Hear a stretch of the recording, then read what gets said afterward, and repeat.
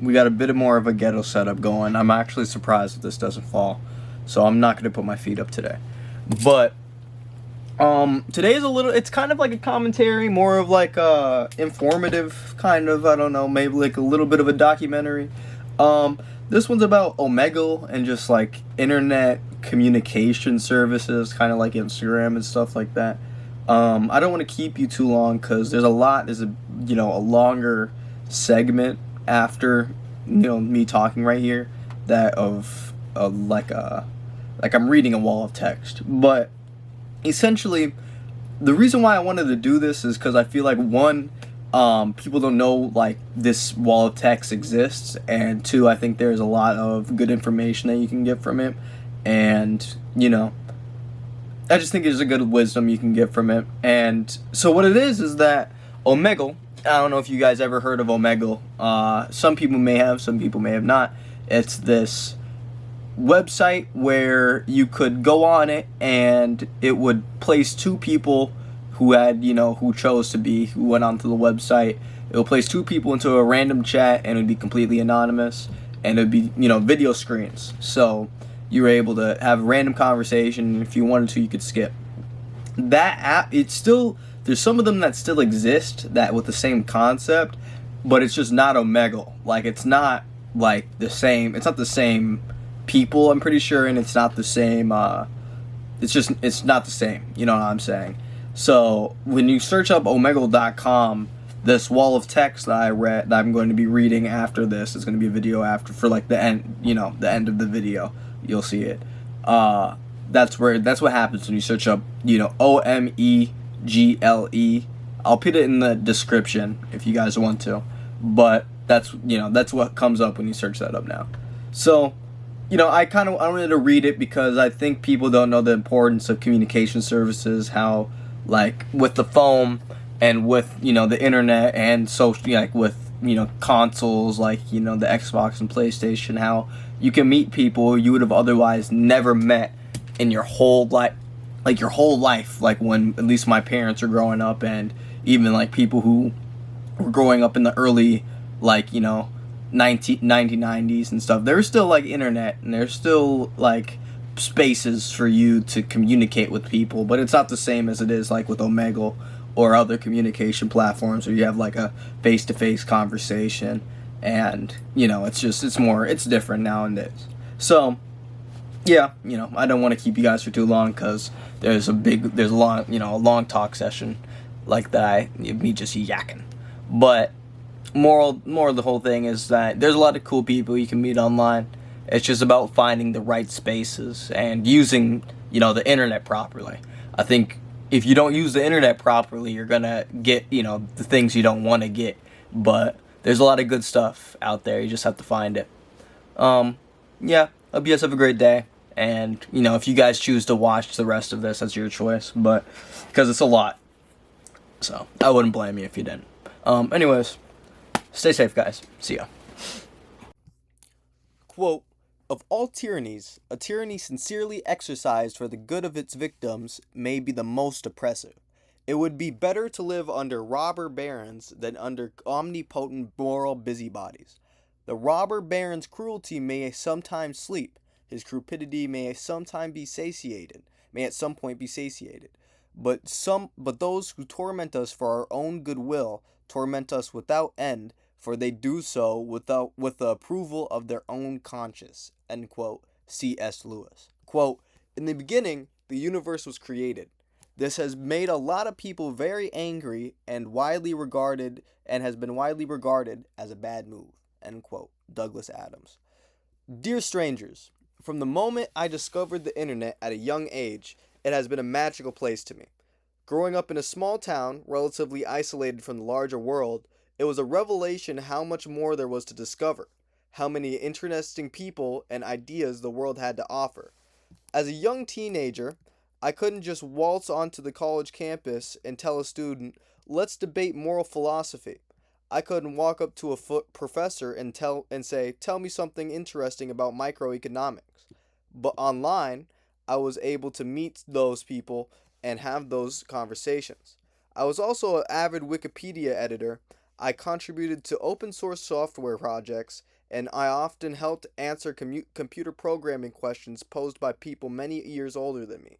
In short, the internet opened the door to a much larger, more diverse, and more vibrant world than I could ever otherwise been able to experience, and enabled me to be a more active participant in and contributor to that world.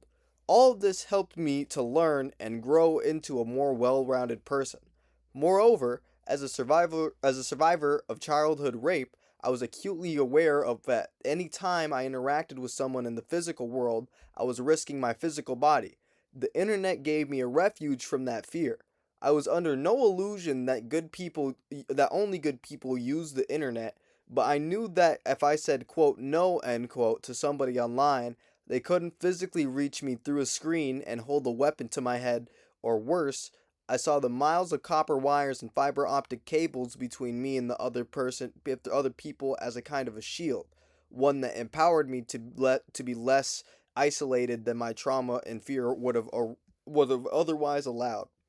I launched Omegle when I was 18 years old and still living with my parents. It was meant to build on things I loved about the internet while introducing a form of social spontaneity that I felt didn't exist elsewhere.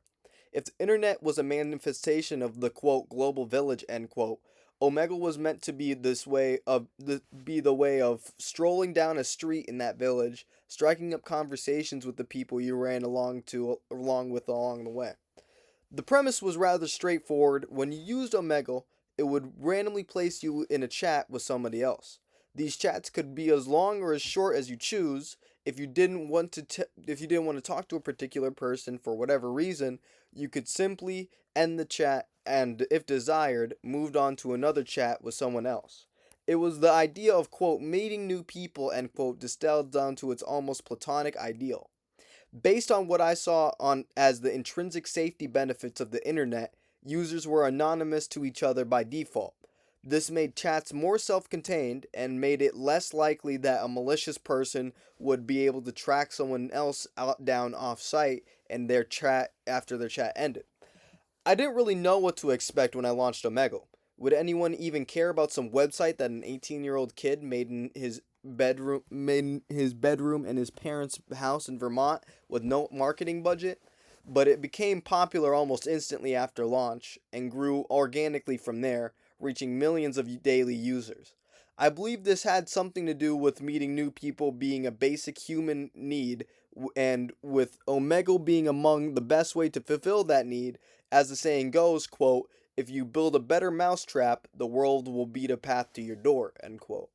Over the years, people have used Omegle to explore foreign cultures, to get advice from their lives from impartial third parties, and to help alleviate feelings of loneliness and isolation. I've even heard stories of soulmates meeting on Omegle and getting married. Those are only some of the highlights. Unfortunately, there are also lowlights. Virtually every tool can be used for good and evil, and that is especially true of communication tools due to their innate flexibility. The telephone can be used to wish your grandmother, quote, happy birthday, end quote, but it can also be used to call in a bomb threat. There is no honest accounting of Omegle without acknowledging that some people misused it, including to commit unspeakably heinous crimes. I believe in a responsibility to be a quote good Samaritan end quote and to implement reasonable measures to fight crime and other misuse. That is exactly what Omegle did. In addition to basic safety features of anonymity, there was a great deal of moderation behind the scenes, including state of the art AI operating in concert with a wonderful team of human moderators. Omegle punched above its weight in content moderation, and I'm proud of what we accomplished. Omegle's moderation even had a positive impact beyond the site. Omegle worked with law enforcement agencies and the National Center for Missing and Exploiting Children to help put evildoers in prison where they belong. There are, quote, people, end quote, rotting behind bars right now thanks in part to evidence that Omegle proactively collected against them and tipped the authorities off to. All that said, the fight against crime isn't one that can be truly ever won. It is a never-ending battle that must be fought and refought every day. And even if you do your very best job it is possible for you to do, you may make a sizable dent, but you won't ever win in end quote in an absolute sense of that word. That is heartbreaking, but it's also a basic lesson of criminology and one I think the vast majority of people understand on some level. Even superheroes, the fictional characters our culture imbues with special powers as a form of wish fulfillment in the fight against crime, don't succeed at eliminating crime altogether. In recent years, it seems like the world has become more ornery. Maybe that has something to do with the pandemic or with political disagreements. Whatever the reason, people have been faster to attack and slower to recognize each other's shared humanity. One aspect of this has been the constant barrage of attacks on communication services, Omegle included, based on the behavior of a malicious subset of users. To an extent, it is reasonable to question the policies and practices of any place where crime has occurred. I have always welcomed constructive feedback, and indeed, Omegle implemented a number of improvements based on such feedback over the years. However, the recent attacks have felt anything but constructive. The only way to please these people is to stop offering the service. Sometimes they say so explicitly and avowedly, other times it can be inferred from their act of setting standards that are not humanly achievable. Either way, the net result is the same.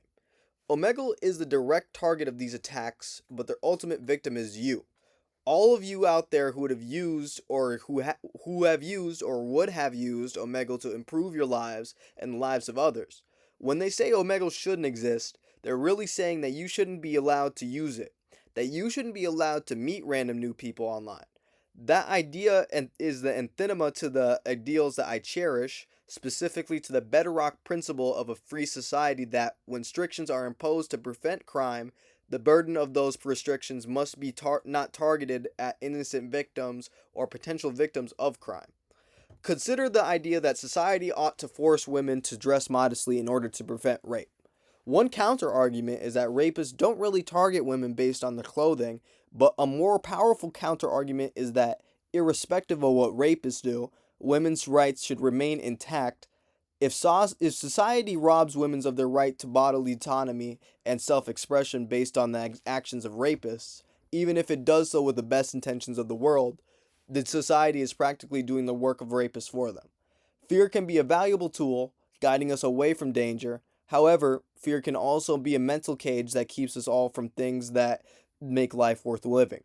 Individuals and families must be allowed to strike that right balance for themselves based on their own unique circumstances and needs. A world of mandatory fear is a world ruled by fear, a dark place indeed. I've done my best to weather these attacks with the interests of Omegle's users and the broader principle in mind. If something as simple as meeting random new people is forbidden, what's next? This is a far away and away removed from anything that could be considered a reasonable compromise of the principle I outlined. Analogies are a limited tool, but a physical world analogy might be shutting down Central Park because crime occurs there, or perhaps more provocatively, to destroying the whole universe because it contains evil. A healthy, free society cannot endure when we are collectively afraid of each other to this extent. Unfortunately, what is right doesn't always prevail. As much as I wish circumstances were different, the stress and expense of this fight, coupled with the existing stress and expense of operating Omegle and fighting its misuse, are simply too much. Operating Omegle is no longer sustainable, financially nor psychologically. Frankly, I don't want to have a heart attack in my 30s. The battle for Omegle has been lost, but the war against the internet rages on. Virtually every online communication service has been subject to the same kinds of attacks that Omegle. And while some of them are much larger companies with greater resources, they all have their breaking point somewhere. I worry that unless the tide turns soon, the internet that I fell in love with may cease to exist, and in its place, we will have something closer to a souped up version of TV, focused largely on passive consumption and much less opportunity for active participation and genuine human connection. If this sounds like a bad idea for you, please consider donating to the Electronic Frontier Foundation, an organization that fights for your right online. From the bottom of my heart, thank you to everyone who used Omegle for positive purposes, and to everyone who contributed to the site's success in any way. I'm so sorry I couldn't keep fighting for you. I thank AM for the opening my eyes to the human cost of Omegle. Sincerely, Leaf K. Brooks, founder of Omegle.com, LLC.